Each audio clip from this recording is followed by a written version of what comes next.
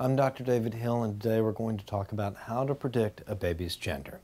This is something that new or expectant parents and their families find very important. They're trying to plan. Are we going to have a boy or are we going to have a girl? What kind of clothes are we going to buy? What color are we going to paint the nursery? What are we going to tell everybody? What names do we need to be thinking about?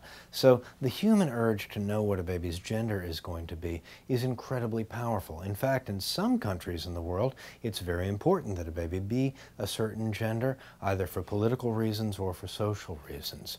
Fortunately, in the United States, usually it's just for fun that we want to know the baby's gender, or to be able to plan a little bit more or imagine what life with baby is going to be like. Unfortunately, before the 18 to 20 week ultrasound that's usually performed by your obstetrician, there is no scientifically proven, reliable way to know the baby's gender. There's actually a kit on the market right now that I've seen advertised.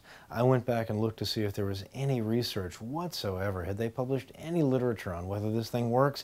And the answer is no. That matches what we know as doctors, which is there is no magic secret chemical in the urine that you can look for to tell what a baby's gender is going to be. Now, there are some genetic tests that a doctor may want to do if they're worried that your child has a genetic disorder based on family history or based on ultrasound findings. So those include amniocentesis and chorionic villus sampling.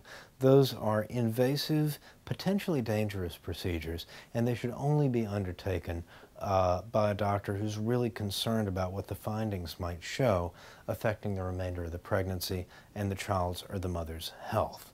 Otherwise, the ultrasound's as good as it gets. How good is that? Up to 95%.